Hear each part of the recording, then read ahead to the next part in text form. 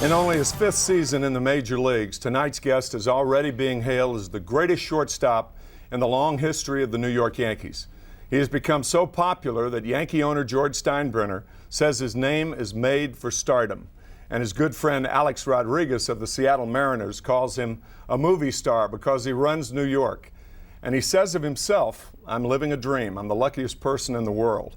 I welcome Derek Jeter. Derek, DJ, how are you? I'm doing all right. How about yourself? The luckiest person in the world. Boy, there are a lot of people looking at you in this country, and they're saying, I'll say he's the luckiest guy in the world, but you're so modest. You accept things so well as they come.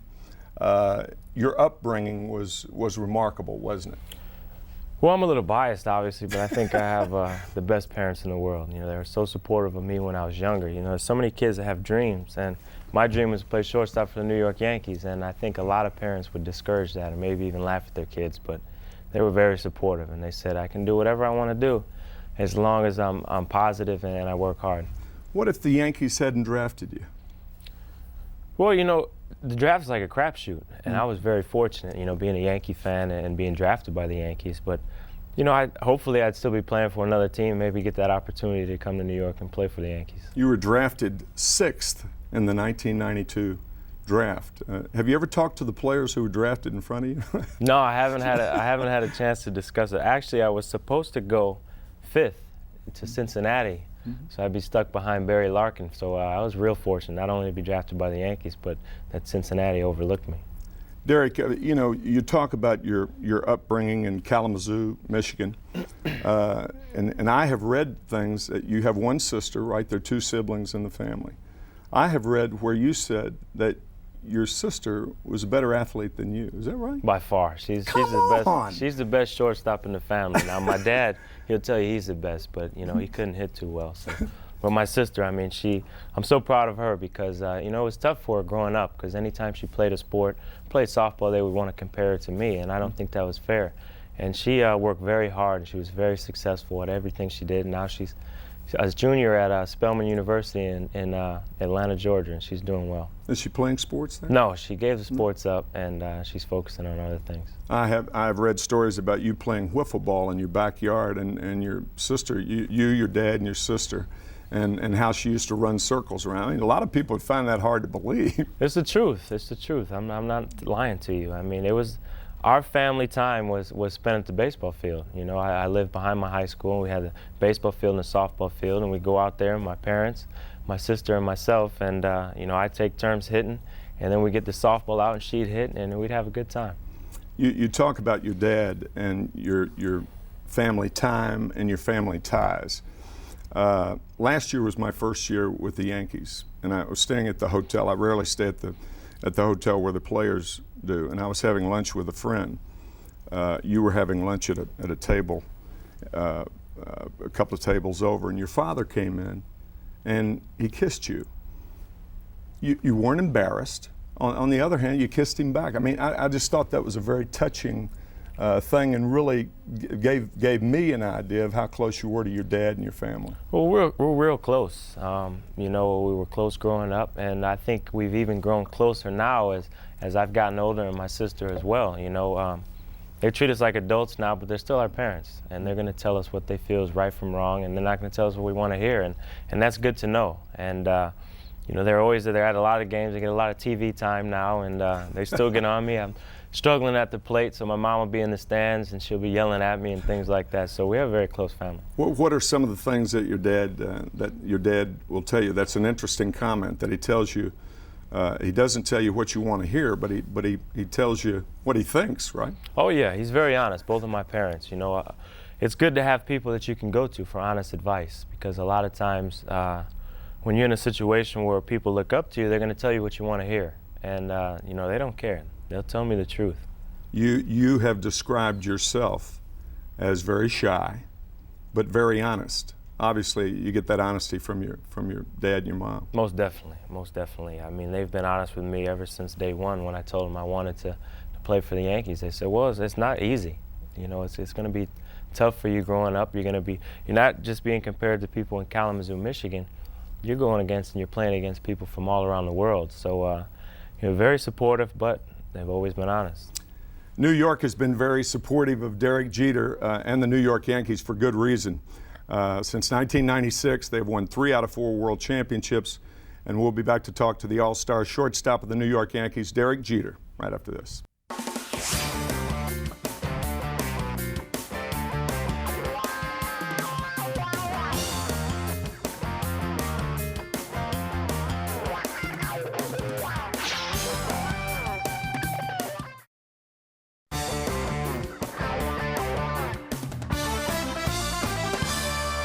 I'm here with the all-star shortstop on the New York Yankees, Derek Jeter, and we're going to show you a play of Derek Jeter coming in.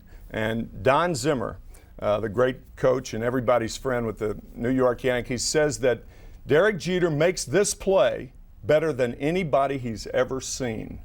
That's pretty high praise from an ex-shortstop who's been in the game for 52 years, who has seen Phil Rizzuto play, he's seen Pee Wee Reese, he's seen all the great shortstops. It's quite a compliment. You know, I'm not so sure about that, but that's a play I've worked a lot on, because being a taller shortstop, it's real difficult to get down low and throw in one motion. So that's something that I really had to work on, especially in the minor leagues. Your balance also going to your left on double play balls. Zim says you make the play with the glove on the ground, and then when you come back to throw across your body. That's a very, very difficult athletic skill. Yeah, I'm still trying to learn. You know, Willie Randolph's on me all the time. Zim's on me, you know, trying to be more free. I think at times I'm a little too fundamental. I'm two-handed all the time. So I'm trying to work on being a little more, you want to say like the Latin shortstops. Mm-hmm. Or the Latin Omar player, Vizquel. Omar Vizquel, because those guys are great, you know, with one hand. And a lot of people think they're being flashy, Ray Ordonez, but you know, that's how they grew up and that's their own style of play. So I'm trying to work on that and try to be a little more free. Omar Vizquel is one guy that comes to mind who makes the play with his back to home plate as routinely as most guys make the play with, and Ray Ordonez with the catching the ball with his bare hand. Yeah, it's something that I've had a chance to talk to Omar a little bit more than Ray, because I try that play, I'll break my hand trying to use my bare hand. But you know, it's something that he says growing up they didn't have gloves. You know, they play on terrible fields and they'd have to use their bare hands. So they come to the United States and come to these major league parks and they have the fields that are in great condition. It's so much easier for them. Mm-hmm. Speaking of bare hands, you're not wearing your World Series ring. Yeah, I'm afraid I'm going to lose it. You know, I have them at home, I have them locked up. But, you know, when I first got it, it's something I'm very proud of, and everyone on the team is proud of. And I would like to wear it all the time, but like I said, I'm afraid I'm going to misplace it. Before I forget, you've got to tell the story about Tino Martinez and your father. Yeah, Tino, every time he's struggling a little bit, not hitting as many home runs as he likes, he talks to my dad and he hits a home run. And, you know, I can't remember, we're on the road, the one he hit before last night's game, and you know, I called my dad, I said, Tino, you need to talk to my dad. And sure enough, he hit a home run. So I don't know what the problem is. I'm not hitting them. I talk to my dad every day, but Tino's taking all of them. You talk about you hitting home runs. Tino Martinez ought to hire your dad, huh? He should. My dad charges a lot, so you know, they're going to have to sit down and negotiate. But that is one thing that you went to spring training last year, in the spring of '99. And in arbitration, they said, well, you're a great shortstop, you're a great hitter, 200 hits a year, but you're not hitting for enough power. And you went down to say, it was almost like you had it in your mind that I'm going to prove them wrong. Well, it was something I wanted to work on, regardless of what happened in the arbitration case. It's something that I wanted to work on, driving the ball a little bit more. Not necessarily hitting more home runs, but hitting more doubles and triples in the gap. And the home runs will come eventually, I hope, as my body matured and I got a little bit stronger. But, you know, it's something that I don't focus on, because when I think about home runs, that's what puts me in a slump. So I remember in '98, I had 19 home runs with about 2 weeks left, and I was trying so hard to hit the 20th home run that I didn't get too many hits the last 2 weeks, and I put myself in a slump. So I try not to focus on that. The one thing you do focus on, and I've made the comment on the air, that in the history of both leagues, never has there been the shortstop play that is evident in the American League right now. You have Nomar Garciaparra with Boston, great player. Alex Rodriguez, great player. Omar Vizquel, we've talked about. Alex Gonzalez of the Toronto Blue Jays. Mike Bordick's having a terrific year with Baltimore. The one thing that impresses everybody about the three main guys, and that's Alex Rodriguez, Nomar, and yourself, is that you have such a history of the game, you have respect for the players of the game. How did this all come about? Well, I think there's a great group of young players that are coming in. You have the guys you mentioned, but there's so many players in baseball now that are coming up that have respect for the game, like you said. They play hard. They don't take anything for granted. And first and foremost, they enjoy the game.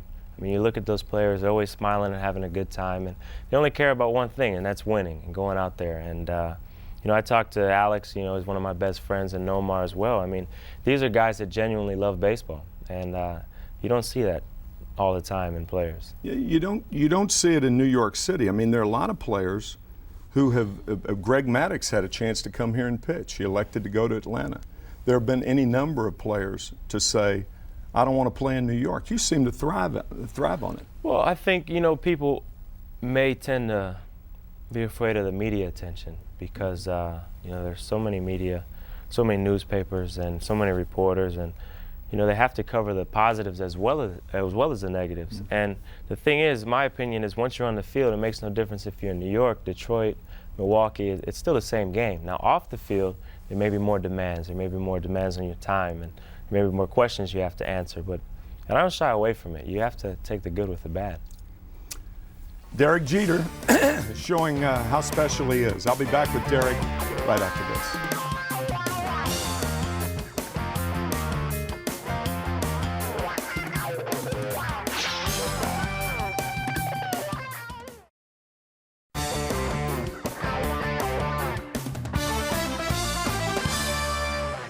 I'm back with the shortstop for the world champion New York Yankees, Derek Jeter. And DJ, I have said on the air that I don't think there's anybody in baseball today who is more adept at going to right field with two strikes, regardless of whether the pitch is inside, outside. It looks like you really try to go the other way and to protect the plate. Well, you know, at times I try to pull and it just goes that way. I mean, I don't know how I learned it or when I started to do it, but I have that sort of inside-out stroke. And, you know, right now, I'm not swinging the bat how I'd like. And you can tell by how many balls I'm pulling. So I got to get back to going the other way and waiting on the ball and being a little bit more patient and more selective, but I really can't even explain it. Well, one of the great things that everybody's noticed about the Yankees, if you don't do it one day, Paul O'Neill does it. If Paul O'Neill doesn't do it, Tino Martinez does it. Or Chuck Knobloch, or somebody. There's always somebody to pick the other guy up, and that is so important in winning. Yeah, the New York Yankees is the definition of a team. I mean, we have 25 guys, and any one of those 25 can help us win at any point. You know, the other day, Brocious hit a grand slam. You know, Tino hits a home run. O'Neill hits a home run. Clay Bellinger comes in and hits a big home run.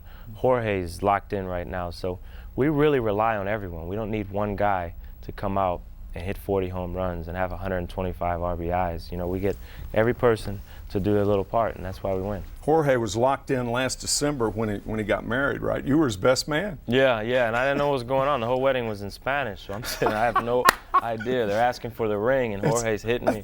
And I didn't know what they were talking about. Jorge was married in his native Puerto Rico. Right. So it was a great wedding, but I really wish I had an interpreter next to me. You guys are tight.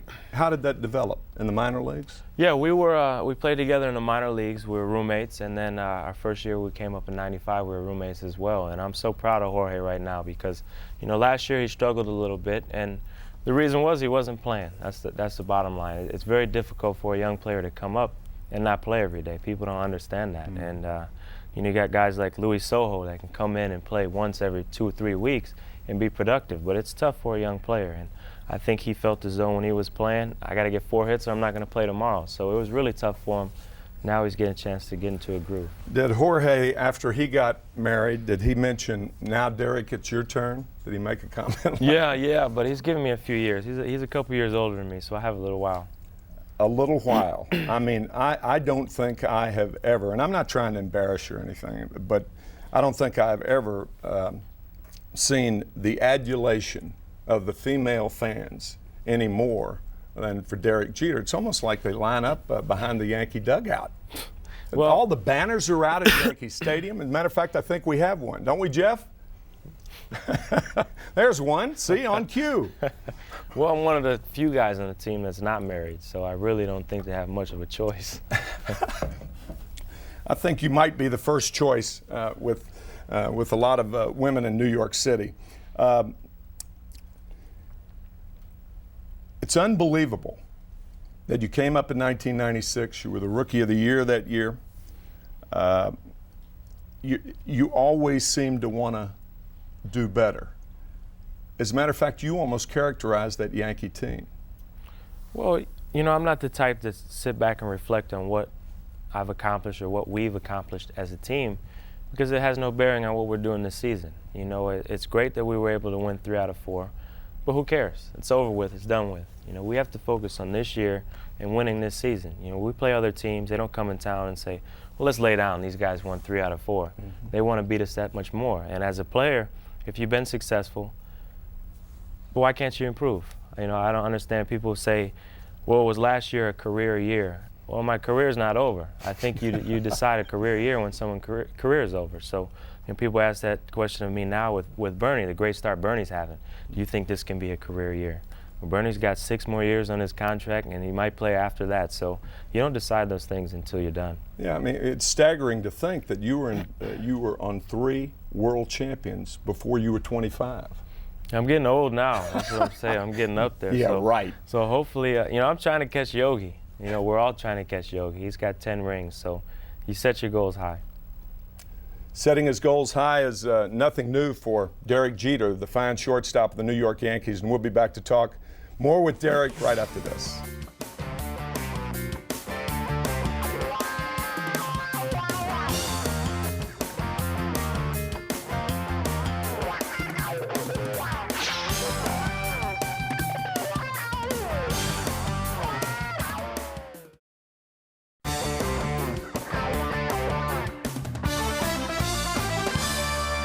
New York Yankees outfielder Paul O'Neill says, Derek Jeter is the best player I've ever played with. And I think a lot of people in this clubhouse are going to say that before he's done. And certainly on a play like that, you understand why Paul O'Neill says things like that, Derek. That particular play and some of your moves on the infield remind me of a skilled basketball player, and you love to play basketball. Do you think basketball helped you in that position? I think most definitely. Really? Defensively in basketball, you have the lateral movement. You're always on your toes, and it's the same thing when you're playing baseball.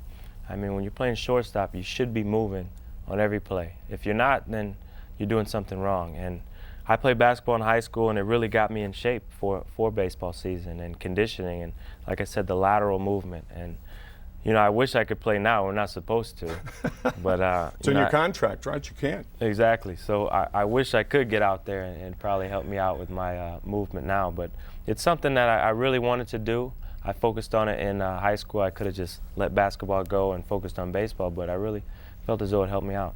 You love other sports too. You're a huge Knicks fan, right? Big Knicks fan. So you know, they lost the first game, but they'll come back. They'll come back. Any other sports that you enjoy as a spectator? I tried a little bit of everything when I was younger. I tried soccer, but it's too much running. Mm-hmm. In baseball, you go 90 feet and you can take a break, but it's too much running in soccer. I played a little tennis, you know, not organized, just in the high school was in my backyard, and you know, I tried football, but I was way too skinny. So I tried a little bit of everything.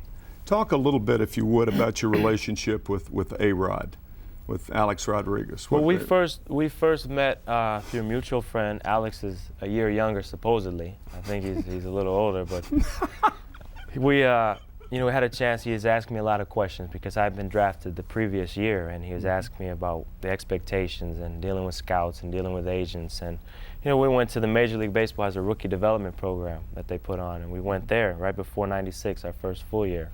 And we got a chance to get a little closer there, and now we spend as much time together as possible. You know, he comes to my house for New Year's, and we have a lot of things we can relate to because we're in similar situations. You know, he's on the West Coast in Seattle, I'm in New York, but you know, we have a lot of things that we're going through at the same time. Yeah, but during the winter, you both live in Florida. Right, he's in Miami and I'm in Tampa, so we get together a lot. And I don't think anybody will ever forget your imitation of Nomar Garciaparra in in the All-Star game of '99. Yeah, the fans were booing me. I got booed at the All-Star game. You know, I expected it being in Boston, so they wanted to see Nomar, so I thought I'd give them a little taste of Nomar even when he came out. It didn't work, though. I struck out, so I did something wrong. Didn't Joe Torre tell you, Nomar started the game, he played 3 innings, and Joe allowed him to go out there in the 4th inning. And what did Joe tell you about that? Well, he thought, you know, if I went out there when Nomar was coming out, that the cheers would outweigh the boos. And, you know, it did it for a minute, but once he got in the dugout, then the boos picked up a little bit more. Did you ever think you would be in a ballpark filled with more emotion than Fenway Park was last year before the All-Star game?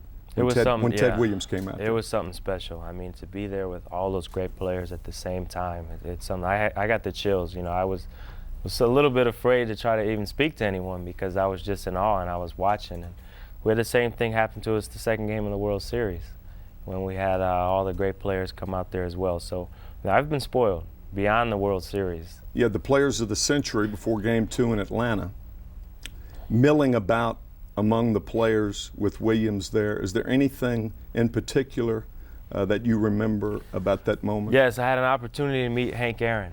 And he approached me and said, he came over to you, yes, right? Yes, and he said that he had wanted to meet me, and I was speechless. I said, "You're Hank Aaron, you want to meet me?" I said, "You know, I used to grow up watching videos of you and a big idol of mine, and you know, I was overwhelmed to say the least." I'd like to pose this question to you. Here it is 15 years from now.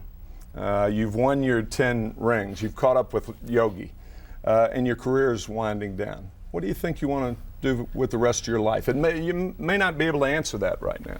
Well, I've thought a lot about it. I like my transition from baseball to my second career to be a smooth one. So, you know, maybe something in business. I'm developing a lot of business relationships through my endorsement deals, and I can't really pinpoint exactly what I want to do, but I have some thoughts, and I'm thinking about it. But hopefully I have a few more years to decide. You're very particular about the products you endorse, right?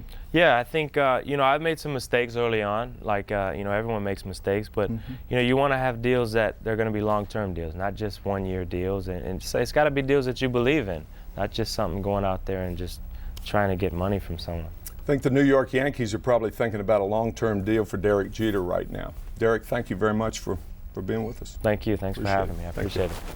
Derek Jeter, folks. See you next time.